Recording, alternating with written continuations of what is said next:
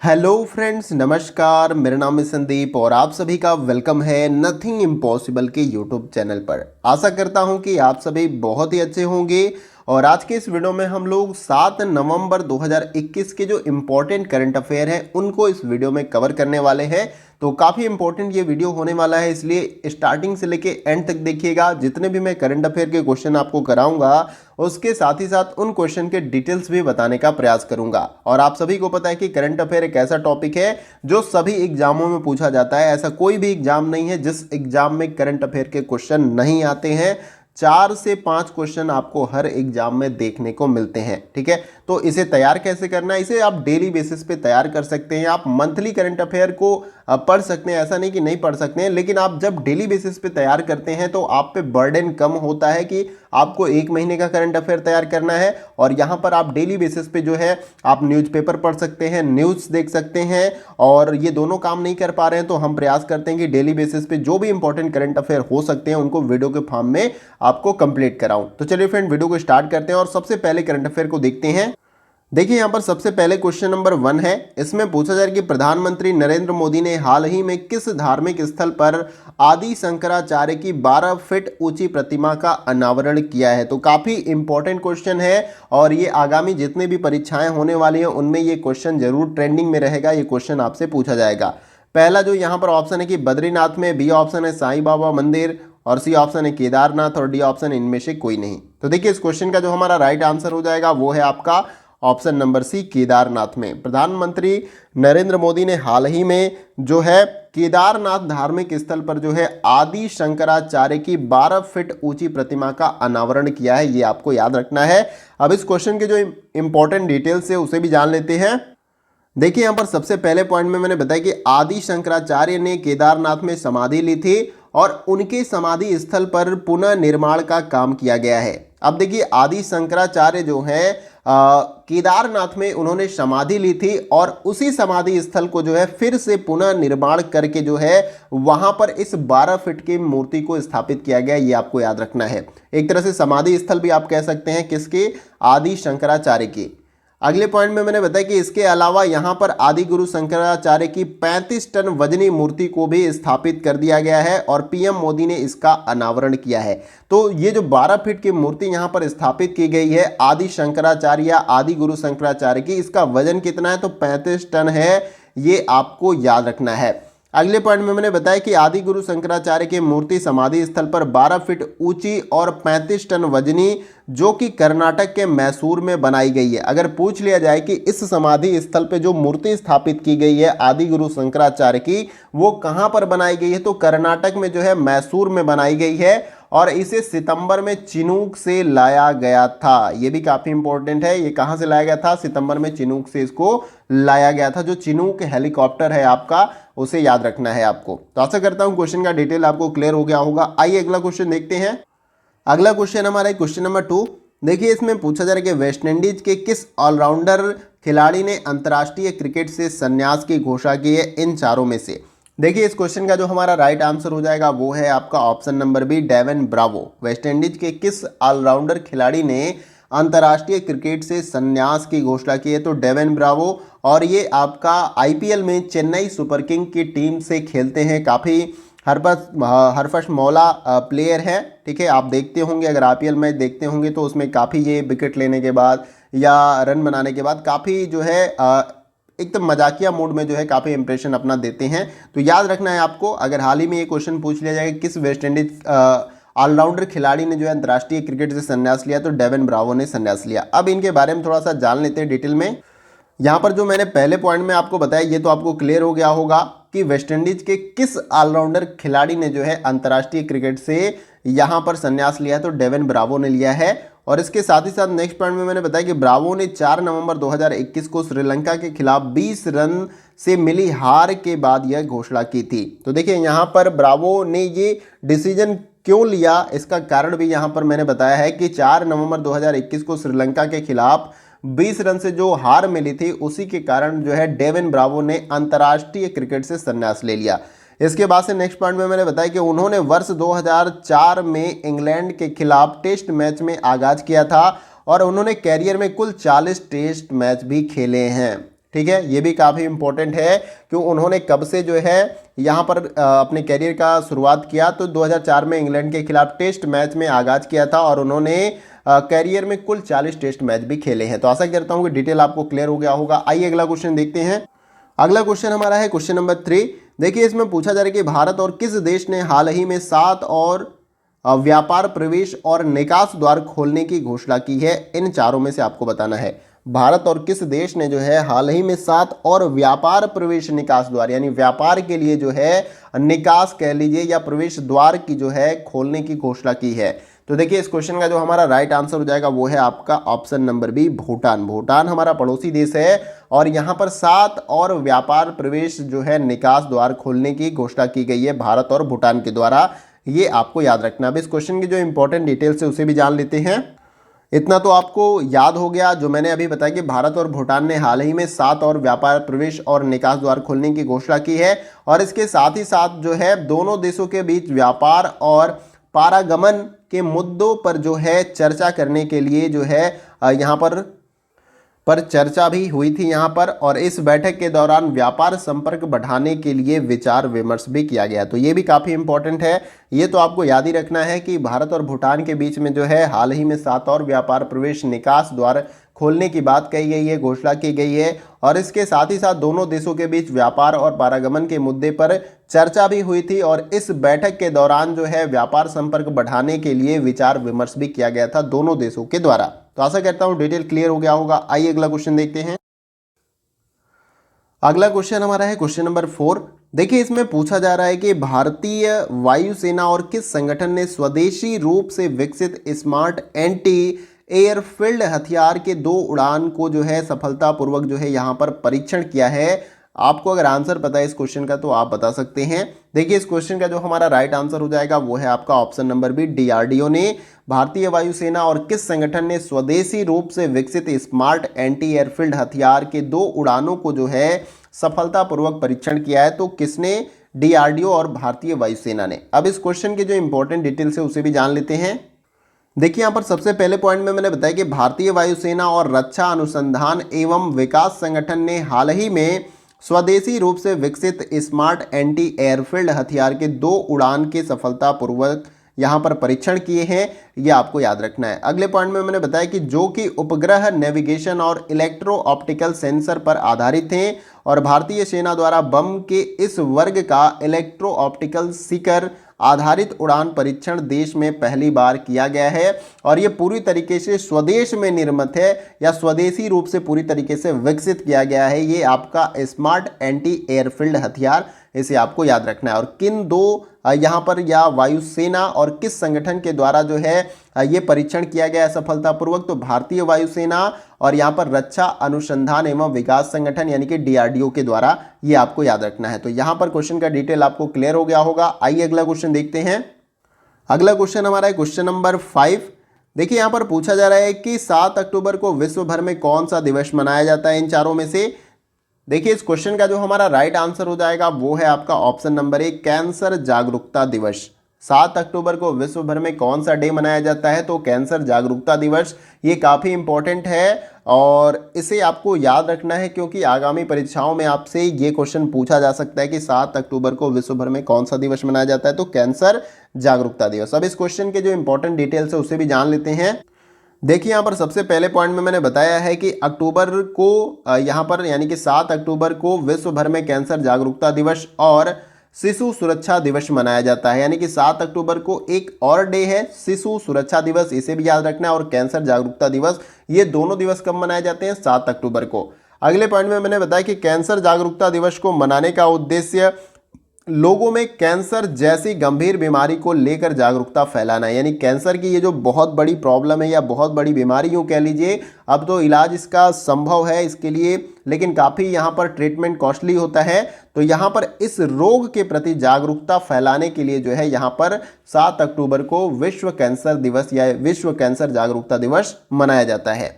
इसके साथ ही साथ अगले पॉइंट में मैंने बताया कि 4 फरवरी साल 1933 में इस दिन को मनाने की शुरुआत की गई। अगर आपसे पूछ लिया जाए कि कैंसर जागरूकता दिवस कब से यहाँ पर मनाया जा रहा है या इसकी शुरुआत कब से हुई है, तो 4 फरवरी 1933 से जो है यहाँ पर कैंसर जागरूकता दिवस विश्व भर में 7 अक्टूबर को मनाया जाता है, इसे याद रखना है। आइए अगला क्वेश्चन देखते हैं। अगला क्वेश्चन हमारा है क्वेश्चन नंबर 6। देखिए इसमें पूछा जा रहा है कि भारत के किस शहर में हाल ही में एक साथ यहाँ पर 9,41,551 दीप जलाने का रिकॉर्ड जो है गिनीज बुक ऑफ वर्ल्ड में दर्ज किया गया है। तो यानी कि ये भी आपका एक वर्ल्ड रिकॉर्ड यहाँ पर बनाया गया है, Guinness book of world record यहाँ पर। तो देखिए इस क्वेश्चन का जो हमारा राइट आंसर हो जाएगा वो है आपका अयोध्या में। भारत के किस शहर में हाल ही में जो है 9,41,551 दीप जलाने का जो है Guinness book of world record बनाया गया है, तो ये अयोध्या में बनाया गया है। अब इस क्वेश्चन के जो इंपॉर्टेंट डिटेल्स है उसे भी जान लेते हैं।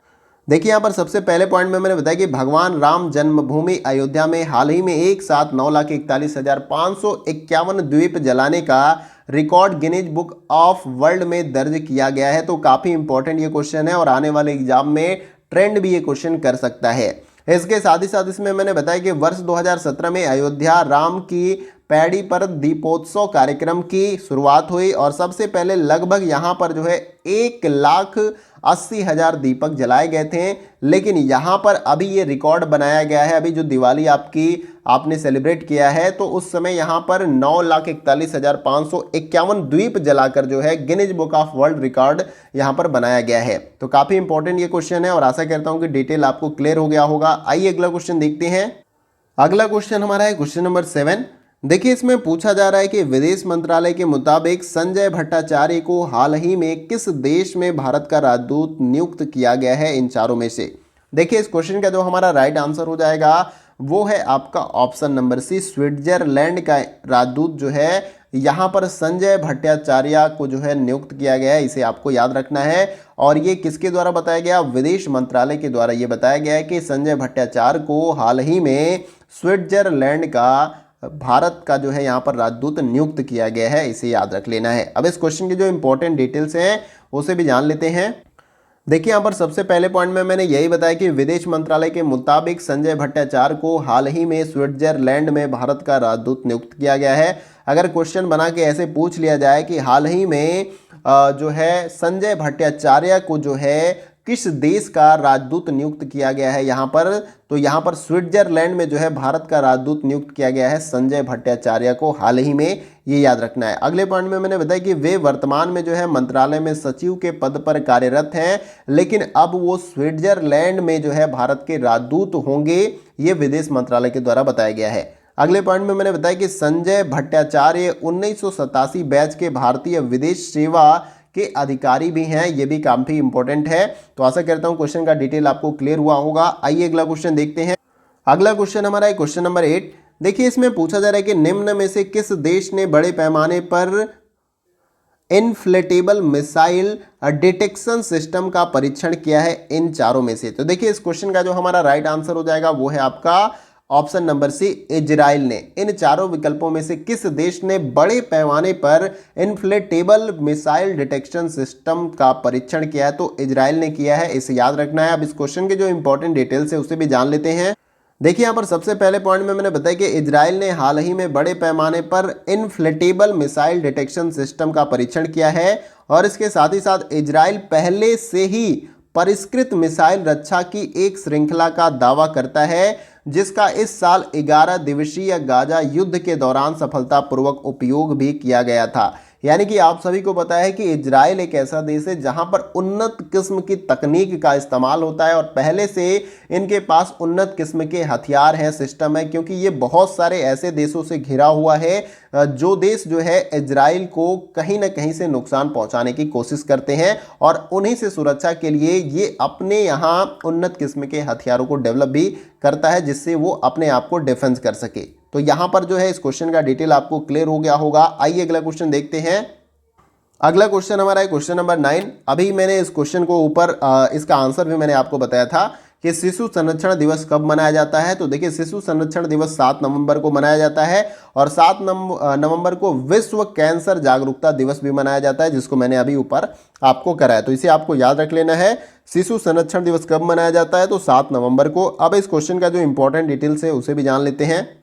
देखिए यहाँ पर सबसे पहले पॉइंट में मैंने बताया कि शिशुओं की सुरक्षा और सुरक्षा के बारे में लोगों में जागरूकता फैलाने के लिए हर वर्ष 7 नवंबर को शिशु संरक्षण दिवस मनाया जाता है। अब शिशु संरक्षण दिवस को मनाने का उद्देश्य क्या है? तो उद्देश्य यह है कि शिशुओं की सुरक्षा और सुरक्षा के बारे में लोगों को जागरूकता या लोगों के अंदर जागरूकता फैलाने के लिए जो है यहाँ पर हर वर्ष 7 नवंबर को शिशु संरक्षण दिवस मनाया जाता है। अगले पॉइंट में मैंने बताया कि 1990 और 2019 के बीच भारत में शिशु मृत्यु दर जो है काफ़ी ऊंची थी। कहां पर? भारत के अंदर। कब से कब? 1990 और 2019 के बीच में जो है भारत के अंदर शिशु मृत्यु दर जो है क्या थी? उच्च थी। और नेक्स्ट मैंने बताया कि 2020 में वर्तमान शिशु मृत्यु दर जो है प्रति 1000 जीवित जन्मों जो जन्म लेते बच्चे हैं उनमें कितना है? 29.848 यानी 29 बच्चे, यानी कि 1000 बच्चे जन्म लेते हैं तो उनमें जो है 29 बच्चों की क्या होती है? डेथ होती है, मृत्यु होती है। इसे याद रखना है। और मैंने बताया कि जो कि 2019 में 3.48% कम है,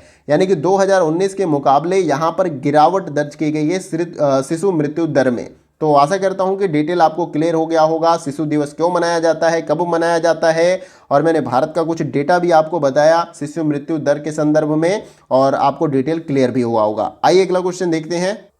अगला क्वेश्चन हमारा है क्वेश्चन नंबर 10। देखिए इसमें पूछा जा रहा है कि हाल ही में सीवी रमन की 133वीं जयंती कब मनाई गई है? तो देखिए इसका राइट आंसर हो जाएगा ऑप्शन नंबर बी, 7 नवंबर को। हाल ही में सीवी रमन की 133वीं जयंती कब मनाई गई है? 7 नवंबर को। ये याद रखना है। अब इस क्वेश्चन के जो इंपॉर्टेंट डिटेल्स हैं उससे भी जानते हैं। देखिए यहाँ पर सबसे पहले पॉइंट में मैंने बताया कि 7 नवंबर 2021 को सर चंद्रशेखर वेंकट रमन अर्थात सीवी रमन, इनका देखिए फुल फॉर्म क्या है, यानी कि सीवी रमन का जो है पूरा नाम क्या है? यहाँ पर सर चंद्रशेखर वेंकट रमन, जिनको शॉर्ट में यहाँ पर सीवी रमन भी कहा जाता है, कि 133वीं जयंती को जो है यहाँ पर चिन्हित किया गया। और इसके साथ ही साथ यहाँ पर वे 1930 में भौतिक के लिए नोबेल पुरस्कार जीतने वाले पहले भारतीय थे। यानी कि पहली बार अगर भारत की तरफ से भौतिकी के क्षेत्र में किसने नोबेल पुरस्कार जीता था तो वो आपके थे सीवी रमन। उन्हें याद रख लेना है आपको। अगले पॉइंट में मैंने बताया कि उन्हें 1954 में भारत रत्न से भी सम्मानित किया गया है। यानी कि जितने भारत का जो उच्च पुरस्कार है आपका भारत रत्न, उससे भी जो है आपके सीवी रमन सम्मानित है। और इसके साथ ही साथ 1930 में इनको भौतिक के क्षेत्र में नोबेल पुरस्कार भी मिला है, और ये पहले भारतीय हैं नोबेल पुरस्कार भौतिकी के क्षेत्र में पाने वाले। अगले पॉइंट में मैंने बताया कि उनका जन्म 7 नवंबर 1888 को त्रिची में हुआ था। और इसके साथ साथ उन्होंने रमन प्रकीर्णन और प्रक्रिया रमन प्रभाव की खोज भी की है। और इसके साथ ही साथ 21 नवंबर 1970 को जो है उनका निधन भी हो गया है। तो मोटा मोटा कुछ उनके बारे में मैंने आपको यहाँ पर क्लियर करने का प्रयास किया है सीवी रमन के बारे में। तो आई होप कि आपको सारा कुछ क्लियर हुआ होगा। आइए अगला क्वेश्चन देखते हैं।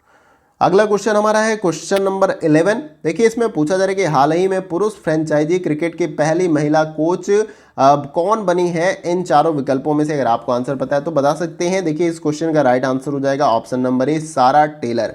हाल ही में पुरुष फ्रेंचाइजी क्रिकेट की पहली महिला कोच कौन बनी है? तो ये है आपकी सारा टेलर। ये काफ़ी इंपॉर्टेंट क्वेश्चन होने वाला है, क्योंकि पुरुष टीम की कोई महिला कोच यहाँ भी क्रिकेट में ये काफ़ी इंपॉर्टेंट हो जाता है। तो आइए इस क्वेश्चन के जो इंपॉर्टेंट डिटेल्स हैं उसे भी जानते हैं।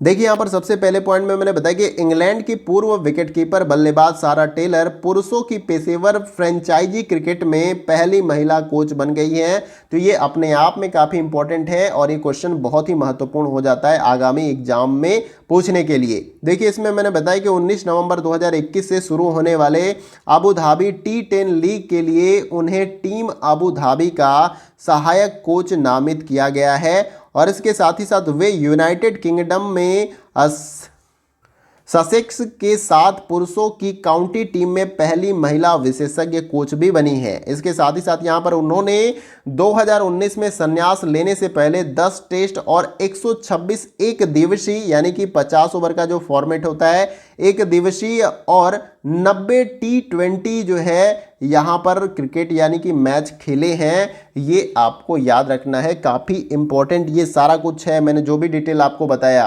क्योंकि इस प्रकार के प्रश्न आपके एग्जामों में पूछ लिए जाते हैं।